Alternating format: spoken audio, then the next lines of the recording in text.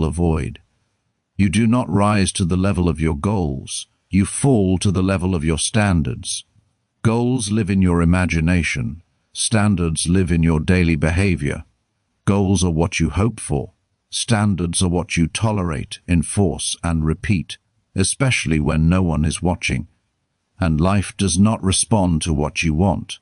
Life responds to what you accept. If you accept chaos, you get chaos. If you accept inconsistency, you get inconsistency.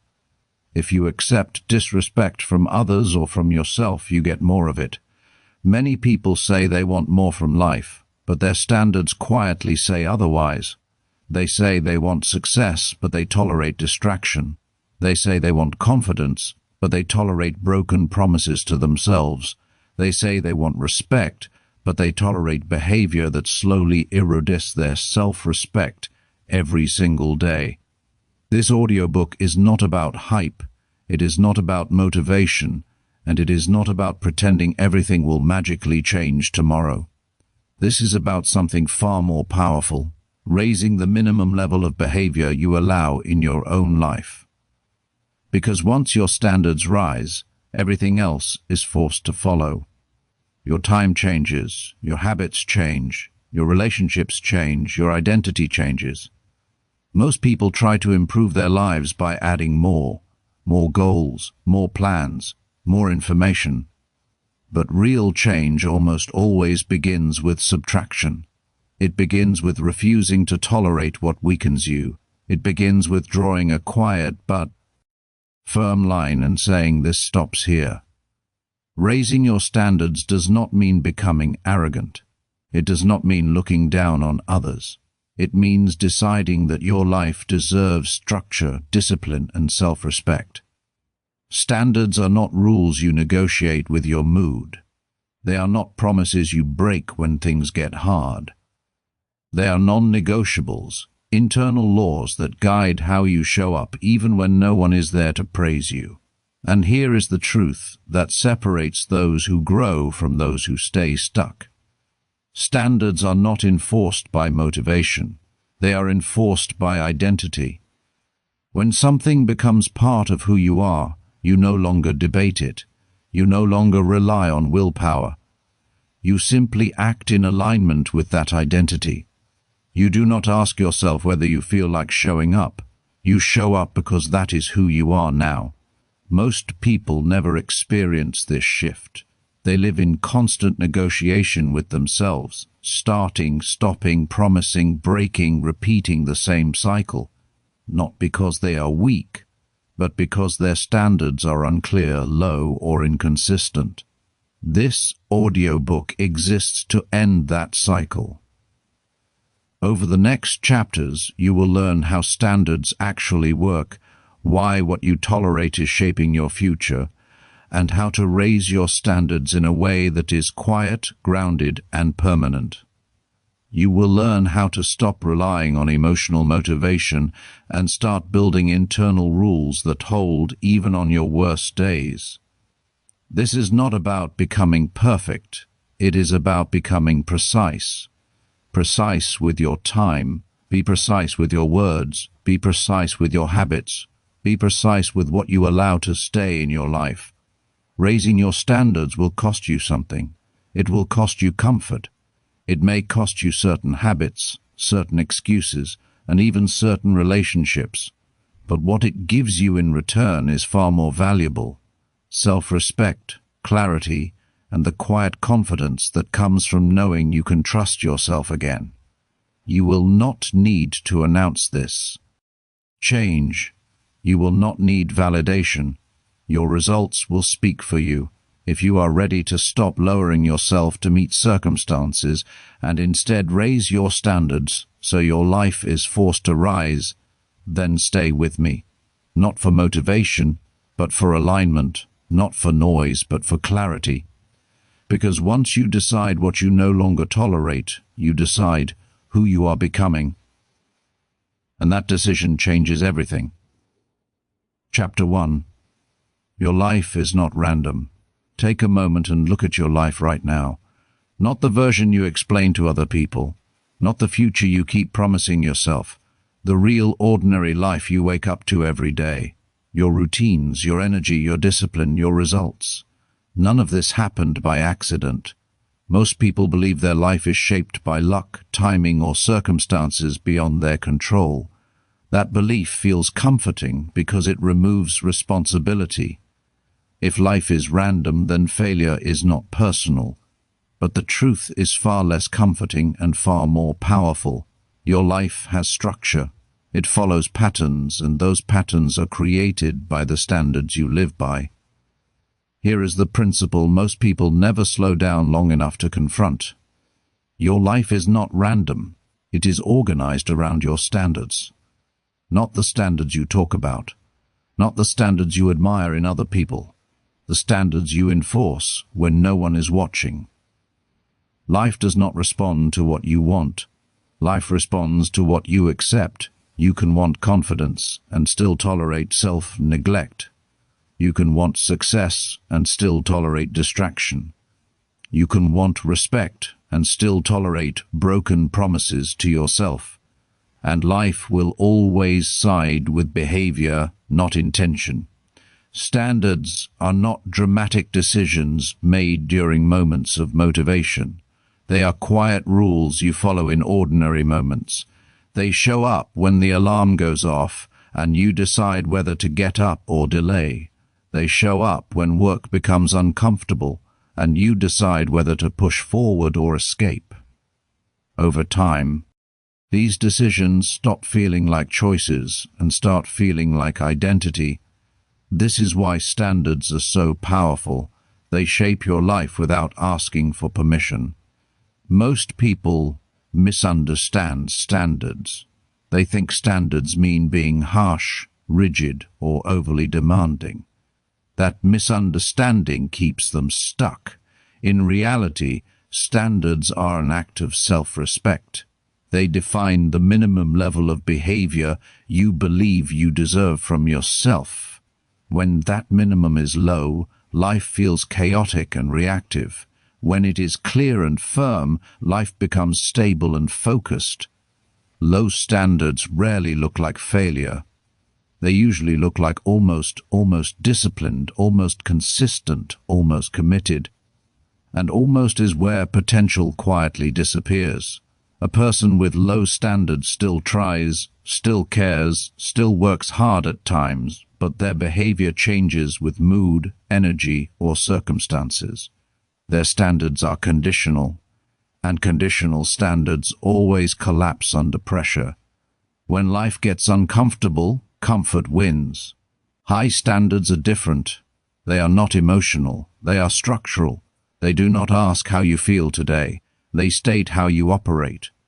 This is why two people with similar intelligence, resources, and opportunities end up living completely different lives. One negotiates with themselves, the other does not, and negotiation always benefits the path of least resistance. If you want to understand your current standards, you don't need inspiration. You need observation. Look closely at how you treat your time, your health, your work, your money, and your relationships. The patterns you see there are not coincidences. They are evidence of the standards you have been enforcing. Standards reveal themselves through repetition. What you allow once becomes easier to allow again. What you allow consistently becomes normal, and what becomes normal becomes identity. This is why raising your standards feels uncomfortable at first. You're not just changing behavior, you are challenging familiarity. Your mind resists because the old pattern feels safe, even if it is limiting. Growth always disrupts what feels normal before it creates something better. Raising your standards does not require changing everything overnight. That approach usually fails. Real change happens through precision, not chaos. You raise standards one decision at a time in specific areas through non-negotiable commitments. You do not shout affirmations at yourself. You decide quietly and firmly what is no longer acceptable. No longer acceptable to wake up without intention. No longer acceptable to speak carelessly about yourself. No longer acceptable to leave important things unfinished. No longer acceptable to remain in environments that weaken you. Once a standard is raised, behavior has only two options: align or expose the gap. That gap is not failure. It is information. It shows you exactly where discipline must be applied and where identity must be strengthened. Growth does not require drama. It requires consistency. Your standards are shaping your life whether you acknowledge them or not. The only real choice is whether you define them deliberately or allow them to be shaped by comfort and habit. When you raise your standards, life has no choice but to reorganize around them. In the next chapter, we will confront a truth most people avoid. What you tolerate is never neutral. It is training you. And whatever you allow today is quietly deciding who you become tomorrow. Chapter 2. What you tolerate is training you. Every day you're being trained not by teachers, not by books, not by motivation. You're trained by what you tolerate. Most people assume tolerance is harmless. They think letting things slide keeps life peaceful. They believe ignoring small problems avoids conflict. But tolerance is never neutral. Whatever you allow to exist in your life teaches you what is acceptable, and what becomes acceptable becomes normal. Here is the uncomfortable truth. What you tolerate is training you for the future you will live in. If you tolerate distraction, you are training a distracted mind. If you tolerate disrespect, you're training yourself to accept less. If you tolerate inconsistency, you're training unreliability into your identity. This training happens quietly without announcements. No one warns you that a single compromise will matter, but repetition is powerful. The mind adapts quickly to whatever it experiences regularly. Over time, tolerance rewires expectation, and expectation shapes behavior. Most people don't fail because of one big mistake. They drift because of many small allowances. They allow themselves to sleep late, just this once. They allow themselves to skip effort when it feels uncomfortable. They allow themselves to stay silent when they should speak. Each allowance feels minor. Together, they form a direction. Tolerance teaches your nervous system what level of discomfort you are willing to endure. When that tolerance is low, the system seeks comfort automatically. When tolerance is high, discipline becomes normal. This is not about willpower. It is about conditioning. Your brain is always learning. It learns from what you repeat. It learns from what you excuse. It learns from what you ignore. This is why people often feel stuck without knowing why. They haven't made dramatic mistakes. They haven't ruined their life. They have simply been training a lower standard through daily tolerance. And that training compounds. Consider how tolerance shows up in subtle ways. Tolerating clutter trains mental chaos. Tolerating lateness trains disrespect for time. Tolerating negative self-talk trains low self-worth. None of these destroy your life overnight, but they quietly lower the baseline of what feels normal. And once something feels normal, it stops feeling wrong. This is the danger of tolerance. It makes decline feel comfortable. Most people wait for motivation to change what they tolerate. That approach fails because tolerance is not emotional. It is habitual. You don't break tolerance with inspiration. You break it with decisions. A clear decision about what ends now. Raising your standards begins with noticing what you've been allowing. Not judging yourself, not shaming yourself, simply noticing. Awareness is the first interruption of automatic behavior. Ask yourself a direct question. What am I tolerating that is quietly weakening me? Maybe it's a habit that drains your energy. Maybe it's an environment that keeps you small. Maybe it's a relationship dynamic that erodes respect. Whatever it is, the cost is not just external. The real cost is internal. Every time you tolerate something that violates your values, you weaken trust in yourself. And self-rust is the foundation of discipline. This is why tolerance is so damaging. It doesn't just shape outcomes, it shapes identity. When you repeatedly tolerate what you know you shouldn't, you send a message to yourself, my standards are flexible. Over time, that message becomes belief, and belief becomes behavior. Breaking tolerance requires firmness, not aggression. You don't need to fight everything at once. You don't need to become rigid or extreme. You need clarity.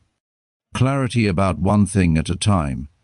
Choose one area of your life where tolerance has crept in. Just one. Decide what is no longer acceptable there. Not someday, not gradually. Now that decision creates a boundary, and boundaries create structure. Structure creates stability. Stability creates momentum. At first, enforcing a new standard will feel uncomfortable. That discomfort is not a sign of failure.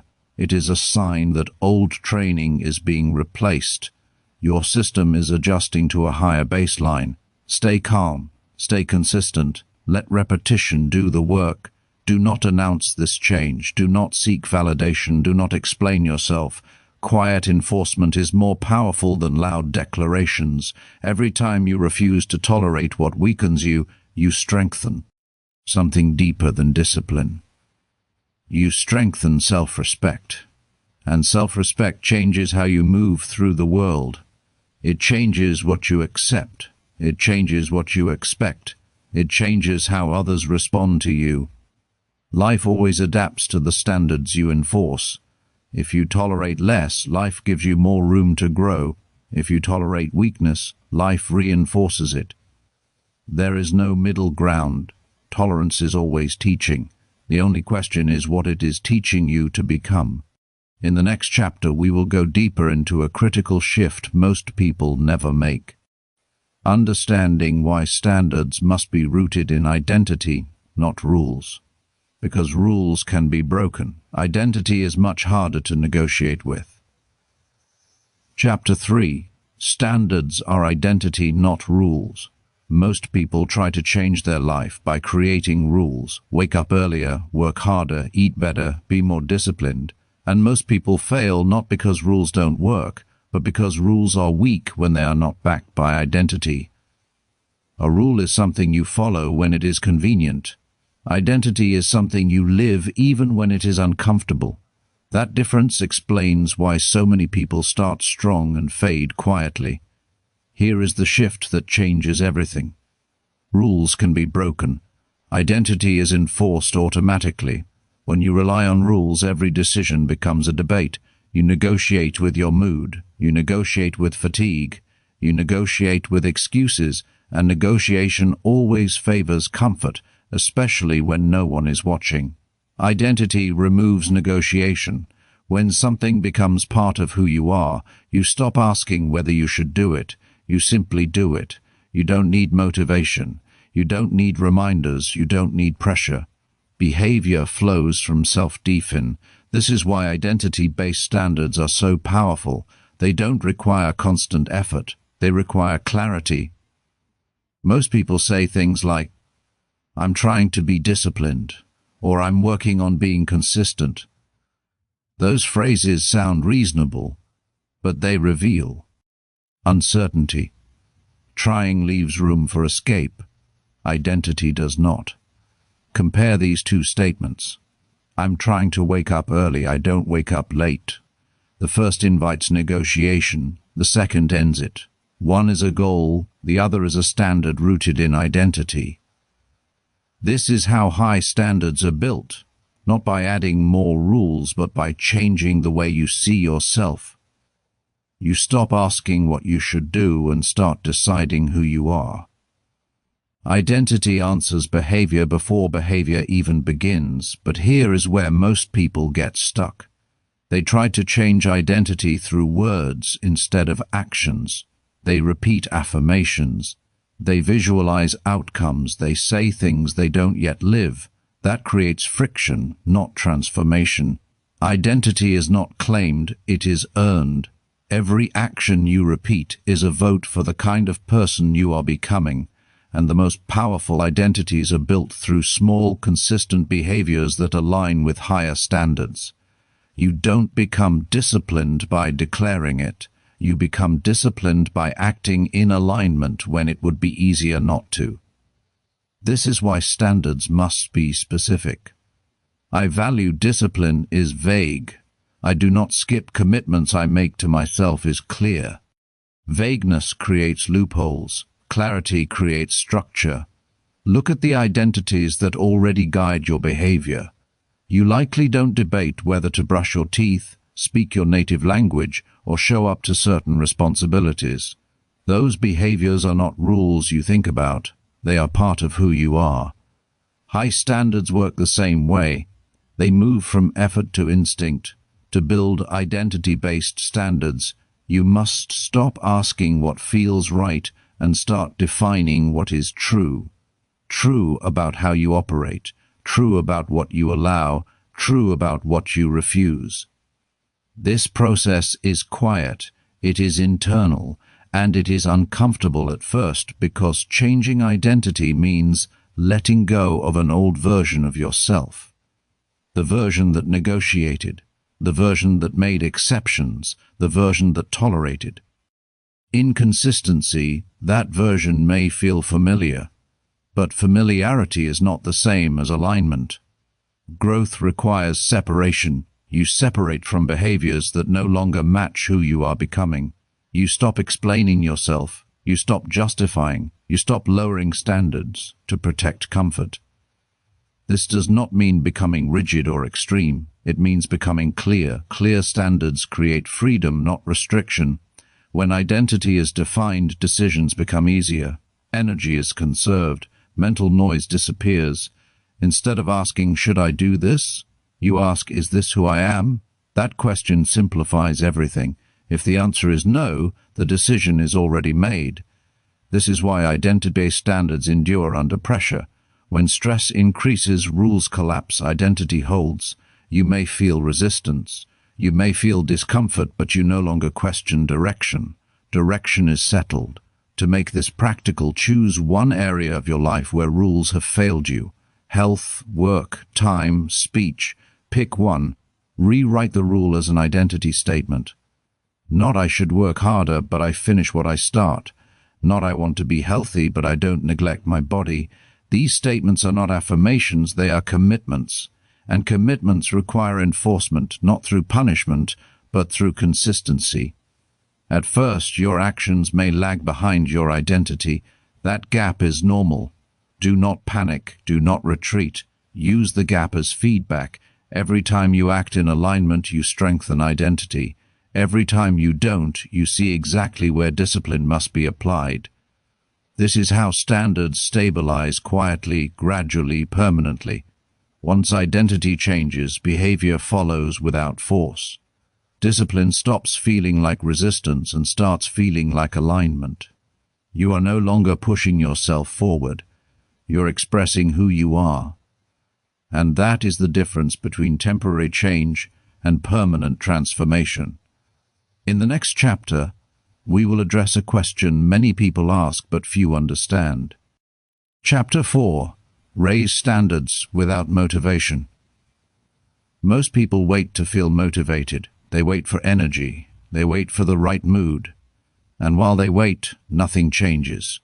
Motivation feels powerful, but it is unreliable. It rises without warning and disappears just as quickly. When you build your life around motivation, your standards become unstable. You move forward on good days and fall back on hard ones. Over time, this creates inconsistency disguised as effort. Here is the truth most people don't want to accept. If your standards depend on motivation, they are not standards. Standards are meant to hold when motivation disappears. They exist to protect direction during moments of resistance. When life gets uncomfortable, motivation fades first. Standards remain if they are built correctly. This is where identity-based standards prove their value. When a standard is tied to who you are, action no longer requires emotional permission. You don't ask how you feel. You act because alignment matters more than comfort. Motivation becomes optional, not necessary. Most people misunderstand discipline. They think disciplined people feel more driven. They don't. Disciplined people feel resistance just like everyone else. The difference is that resistance does not change their behavior. They move anyway. Raising standards without motivation requires a shift from emotional decisionism to structural decisionism. Instead of asking, "What do I feel like doing today?" you ask, "What does this standard require?" That question removes debate. It turns action into execution. Execution is calm, execution is boring, execution is powerful. This is why high performers often appear emotionally neutral. They are not constantly fighting themselves. Their standards have already decided the outcome. The mind is quiet because the decision is settled. To build standards that do not rely on motivation, you must reduce choice. Choice creates friction.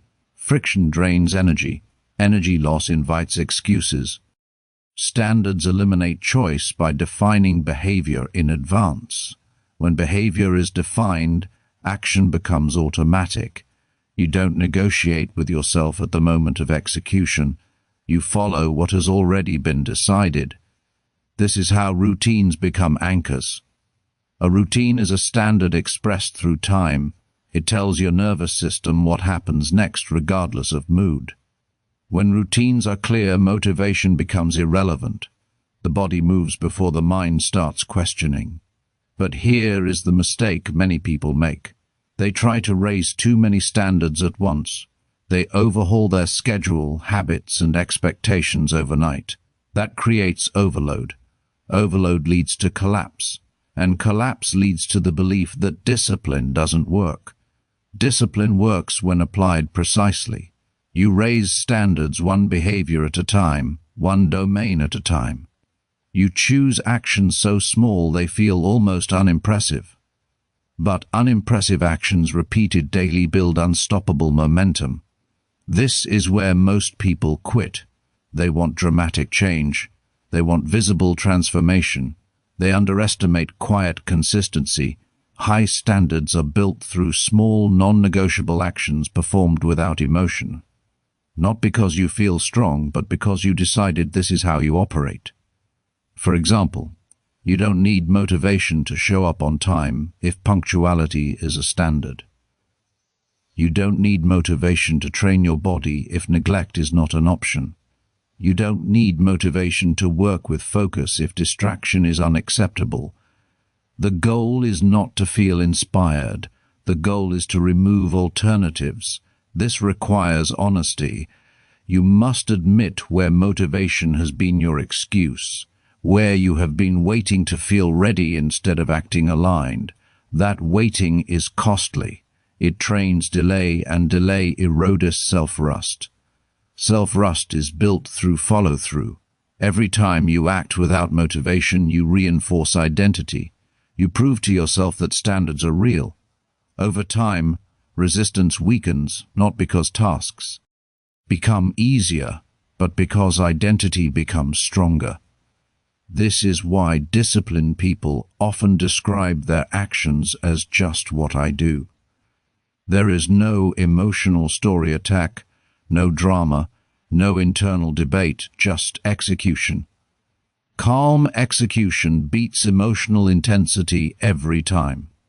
To make this practical, choose one standard you want to raise without motivation. Just one.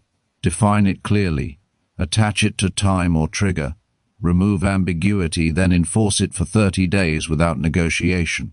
Not perfectly, but consistently. Miss once, correct immediately. Don't spiral, don't explain. Standards don't require punishment. They require alignment. Correction is part of the process. At first, your mind will resist. It will suggest exceptions. It will ask for comfort. That resistance is expected. Do not argue with it. Let behavior lead. The mind will follow. This is how standards stabilize, not through emotion, not through hype, but through repetition. When motivation fades, and it will, your standards remain. They carry you forward when feelings fluctuate. They keep your life moving in the right direction even on days when you feel nothing at all. That is a real strength. In the next chapter, we will confront the hidden cost of low standards.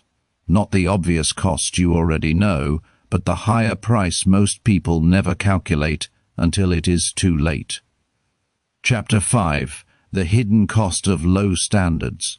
Low standards don't ruin your life overnight. They drain it slowly, quietly, without warning. That is why most people underestimate the damage. They think the cost of low standards is temporary discomfort, a bad day, a missed opportunity, a small regret. But the real cost is far deeper and far more permanent. Low standards do not just affect outcomes, they erode identity. Here is the truth most people discover. Too late. Low standards always charge interest. You pay a little today, you pay much more tomorrow. Every time you tolerate behavior that weakens you, you make a withdrawal from self-rust. First, the withdrawal feels insignificant. One skipped commitment, one avoided conversation, one day of delay. But self-rust compounds just like discipline does, and when it runs low, everything becomes harder. This is the cost no one talks about. When you stop trusting yourself, motivation disappears. When motivation disappears, consistency collapses.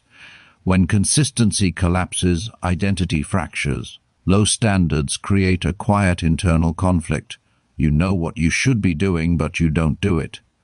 That gap between knowledge and action creates friction. Over time, that friction turns into self-doubt, and self-doubt weakens every decision that follows. Most people don't feel this process happening. They just feel tired, unfocused, disconnected.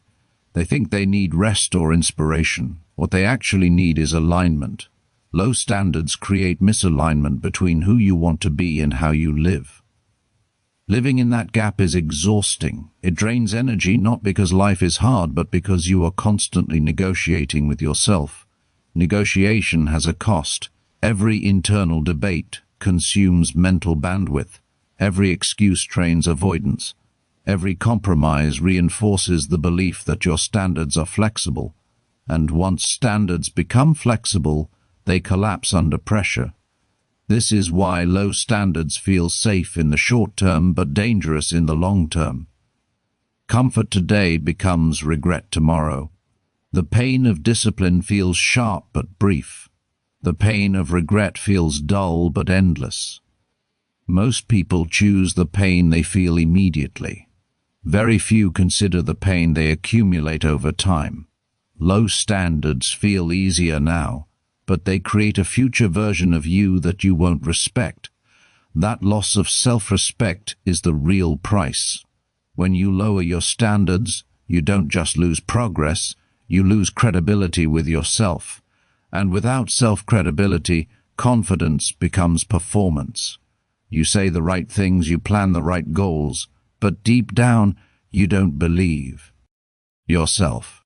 That belief matters more than talent. A person who trusts themselves will act even when afraid. A person who doesn't will hesitate even when capable. This is why low standards trap intelligent people. They know better. They see the pattern. But knowledge without standards creates frustration instead of progress. Awareness becomes weight instead of power.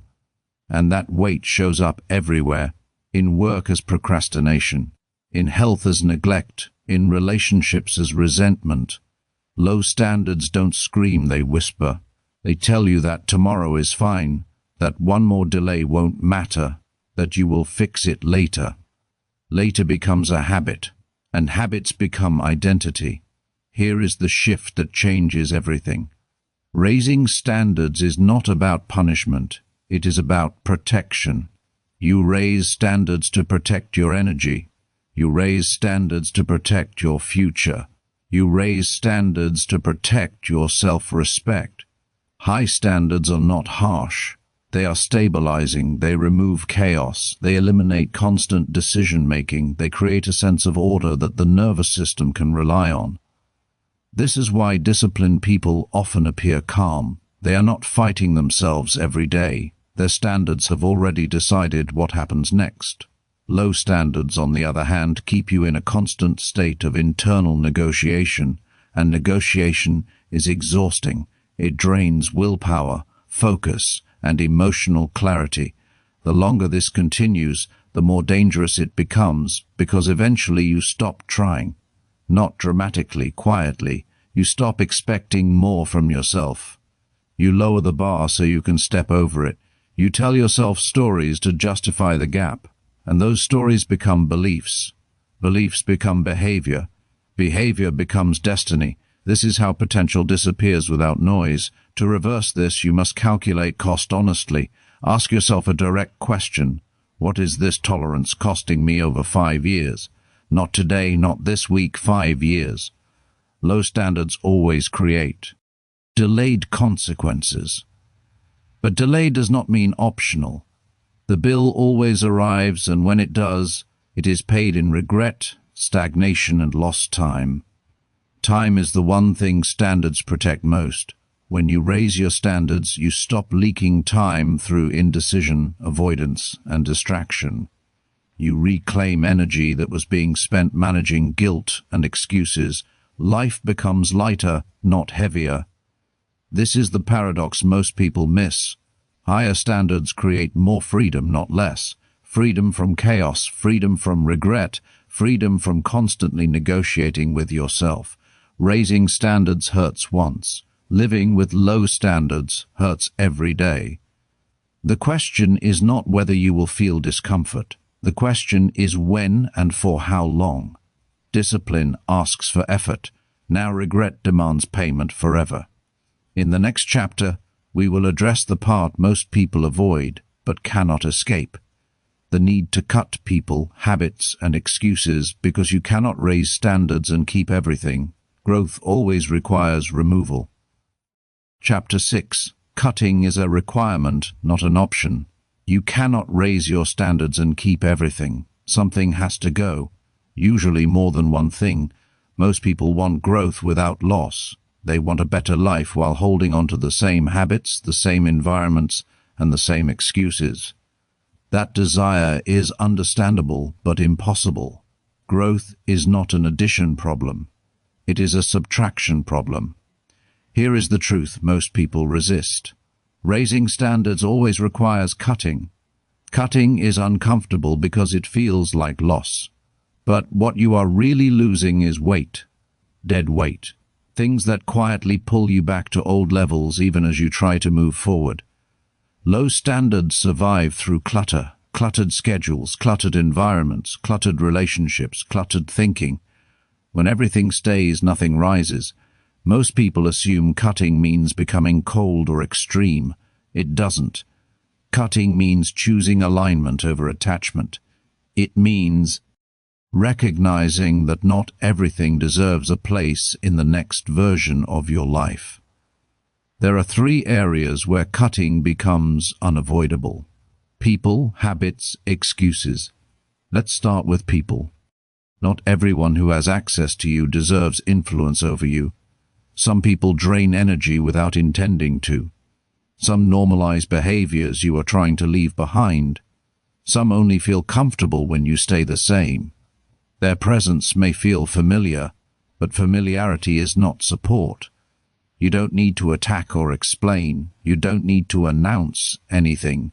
You simply reduce access. Distance is a boundary. Silence is a decision. High standards require environments that reinforce them. If the people around you constantly pull you back to old behaviors, your standards will always feel heavy. Not because they are wrong, but because you are enforcing them alone. Next comes habits. Habits are easier to defend than people because they don't argue back. That's why they're dangerous. A habit may seem small, harmless, or deserved, but habits train identity, and identity enforces standards. Every habit answers one question. Is this making my standards easier or harder to maintain? If a habit weakens focus, discipline, or self-respect, it must go. Not gradually, not someday. Clean cuts create clarity. Partial cuts create negotiation. And negotiation always benefits comfort. This doesn't require perfection. It requires honesty. If a habit pulls you backward, you already know. You don't need more information. You need enforcement. Finally, excuses. Excuses are the most protected attachment people have. They defend them aggressively because excuses protect ego. They make inconsistency feel reasonable. They turn avoidance into a story. I'm tired. I've been busy. Now isn't the right time. These statements are not lies, but they are not leadership either. Excuses lower standards quietly. They make exceptions feel justified. Over time, those exceptions become the rule, and once excuses are normalized, discipline collapses. Here is the hard truth. As long as excuses exist, standards are optional. Cutting excuses does not mean ignoring reality. It means refusing to let reality dictate identity. You acknowledge difficulty without surrendering direction. You act aligned even when conditions are imperfect. This is where many people stop because cutting feels lonely at first. You feel the absence of old patterns. You feel the quiet where noise used to be. You feel resistance from people who benefited from your lower standards. That discomfort is temporary. What replaces it is clarity. When you cut what weakens you, energy returns. Focus sharpens. Decisions simplify. You stop spending mental effort managing contradictions. Life becomes quieter and more powerful. This is why high standards often come with solitude. Not isolation, solitude. Solitude gives standards room to stabilize. It removes interference. It allows new identity to take root without constant challenge. Over time, the right people align naturally. But that comes later. First comes separation. Cutting is not dramatic. It is calm. It is deliberate. It is final. You don't keep revisiting decisions. You don't reopen doors you closed for a reason. You move forward without resentment. This is discipline at its highest level. To make this practical, choose one thing to cut. Just one. One habit that weakens you. One excuse you repeat. One source of noise that pulls you off course. Do not replace it yet. Do not justify the cut. Simply remove it. Let the space exist. That space is not emptiness. It is potential. It is where higher standards begin to feel natural instead of forced. It is where identity stabilizes. Most people fear cutting because they think they will lose comfort. What they actually lose is friction. Friction from constant compromise. Friction from living below their own standards. Once friction is gone, progress accelerates. Cutting creates momentum. Because when less pulls you back, more moves you forward. In the next chapter, we will shift from removal to construction. We will focus on the daily standards that build self-respect. Small, precise behaviors that quietly transform how you see yourself and how you move through the world. Chapter 7. Daily Standards That Build. Self-respect. Self-respect is not a feeling, it is a result. You don't wake up one day suddenly respecting yourself. You earn it quietly, repeatedly through the standards you live by when no one is watching. And the most powerful standards are not dramatic. They are daily. Here is what most people misunderstand. Self-respect is built in ordinary moments. Not during big wins, not during public success, but in small private decisions you make every day. After cutting what weakens you, there is space. That space must be filled with structure. Without structure, old habits return. Daily standards are what stabilize your new identity. They give your nervous system something consistent to rely on. Daily standards do one critical thing. They remove ambiguity. When behavior is ambiguous, excuses thrive. When behavior is defined, discipline becomes automatic. You stop asking yourself what to do. You already know. Most people try to improve their life by chasing intensity. They want powerful routines, extreme discipline, or perfect systems.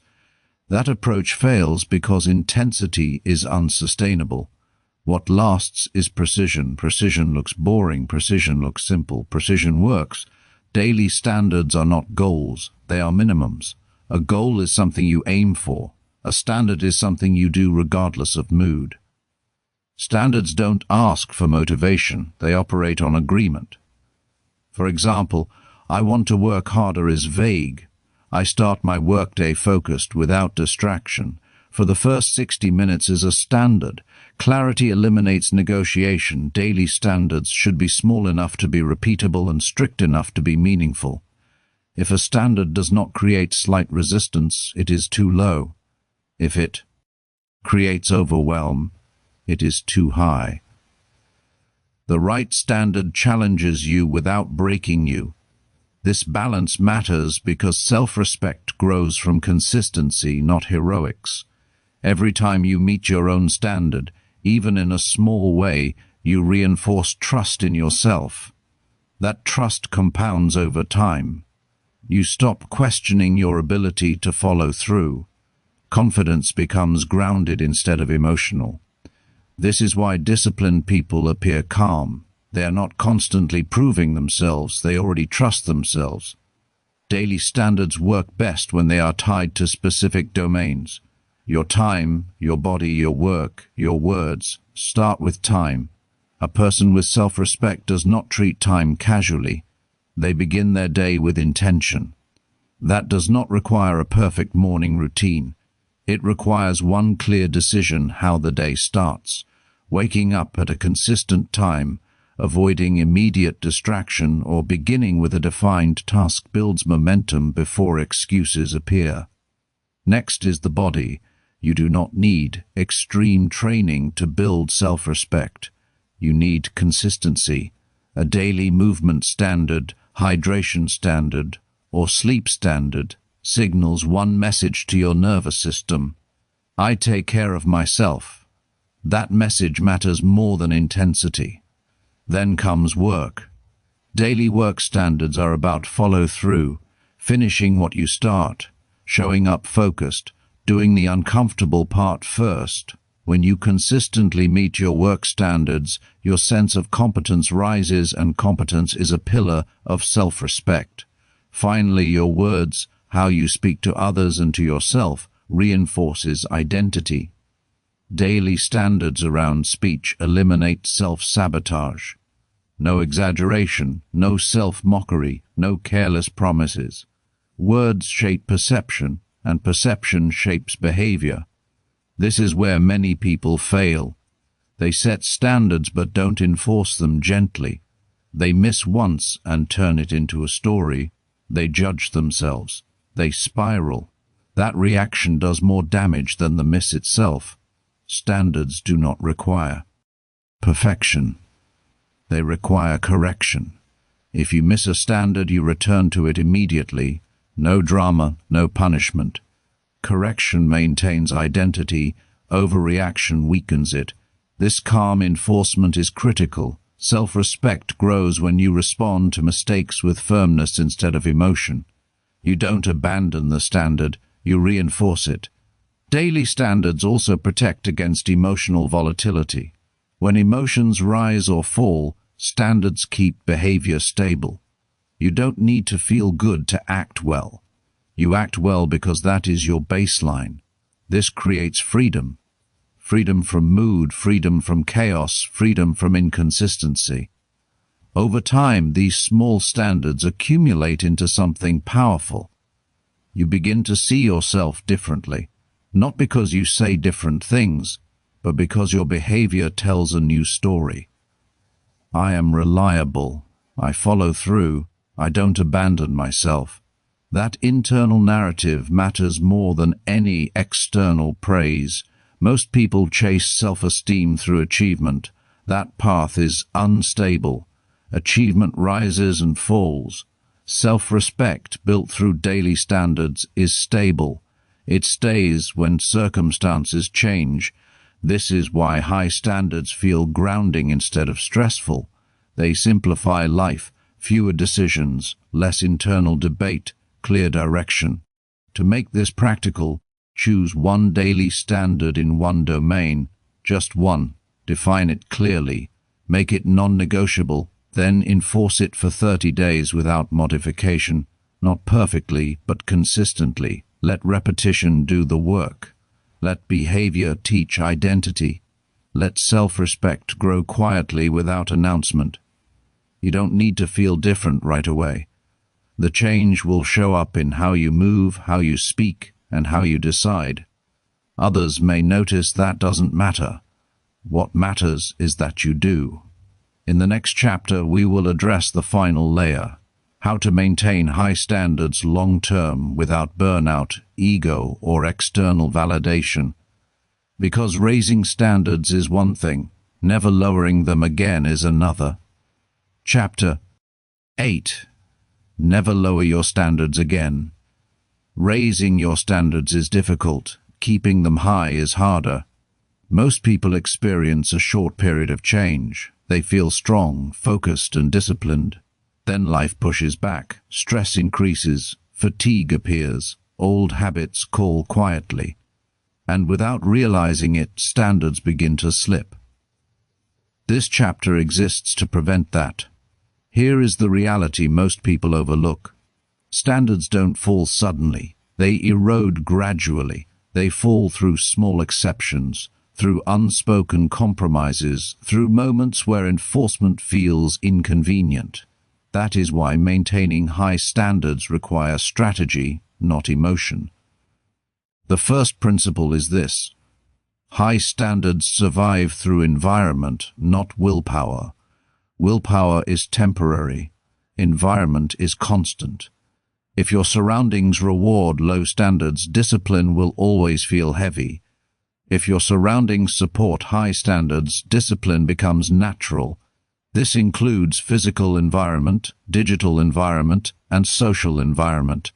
Clutter invites distraction. Noise invites reactivity.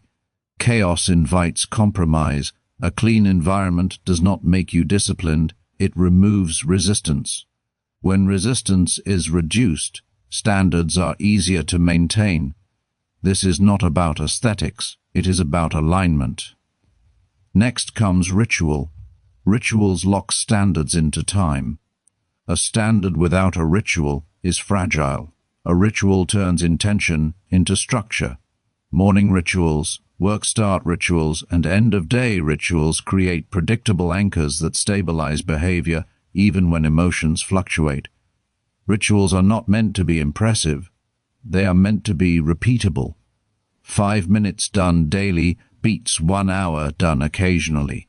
Rituals signal to your nervous system that standards are not optional. They happen regardless of mood. But environment and ritual alone are not enough. The third element is silence. High standards are protected by silence. Most people weaken their standards by talking about them too much. They announce change. They seek validation. They explain themselves. That explanation invites interference. Silence removes interference. When no one knows what you're building, no one can question it. When no one is watching, ego stays quiet. You're not performing discipline, you're practicing it. Silence is not secrecy, it is containment. Contained standards grow stronger. They are enforced internally instead of socially. You don't rely on praise to stay consistent, you rely on identity. This leads to the most important rule. Never negotiate your standards in moments of emotion. Emotion distorts judgment. Fatigue, frustration, and stress all invite compromise. That is why standards must be decided in advance and enforced later without debate. You don't decide standards when you're tired, you follow them when you're tired. If you find yourself justifying exceptions, pause, ask one question. Is this aligned with who I am becoming? If the answer is no, the decision is already made. This question cuts through emotion quickly. It returns authority to identity. You stop asking what feels good and start asking what is true. Another threat to high standards is ego. Ego turns standards into image. Image invites performance. Performance invites burnout. When standards become a way to feel superior, they collapse. True standards are acquired. They are not used to judge others. They are used to guide yourself. The moment you need recognition, your standards become external, and external standards are unstable. They rise and fall with attention. Internal standards endure. They are enforced even when no one sees them, especially then. To maintain standards long-term, you must accept this truth. Discipline is seasonal. Identity is permanent. There will be periods of high intensity and periods of maintenance. High standards do not require constant pressure. They require consistency. During difficult seasons, you may reduce volume but never lower the baseline. You don't abandon standards. You simplify them. This distinction matters. Simplifying protects identity. Lowering erodes it. For example, you may train less intensely, but you don't stop moving. You may work fewer hours, but you don't abandon focus. You may slow down, but you don't drift. Baseline standards stay intact. This prevents the most dangerous pattern of all or nothing thinking. Many people either push aggressively or collapse completely. High standards reject both extremes. They favor steadiness. Steady standards outlast motivation. Steady standards outlast emotion. Steady standards outlast circumstances. This is how long-term transformation happens. Quietly, without drama, without announcements. To make this practical, define your personal code. 5 standards. No more standards that govern how you start your day, how you treat your body, how you work, how you speak, how you respond under pressure. Write them down. Keep them simple. Enforce them calmly. Review them weekly, not emotionally, objectively. When you slip, correct immediately. When you succeed, say nothing. Let results speak. Over time, something important happens. You stop worrying about whether you are disciplined. You stop chasing motivation. You stop fearing regression. Your standards have become part of you. They no longer require effort. They require presence. This is the final shift. You don't raise your standards to impress anyone. You raise them to protect who you are becoming. Once raised, they are not lowered. They are living. And when standards are lived, not negotiated, your life stabilizes at a higher level permanently. Chapter 9. Emotional control is a standard. Emotions are not the problem. Uncontrolled emotions are. Most people believe emotions are something that happens to them. They feel angry, discouraged, anxious, or unmotivated, and assume those feelings dictate behavior. That belief quietly lowers standards because it gives emotions authority over action. Here is the reality disciplined people understand. Emotions are information, not instructions. They signal something. They do not decide something. When emotions are allowed to dictate behavior, standards collapse under pressure. You act differently depending on how you feel. You say things you later regret.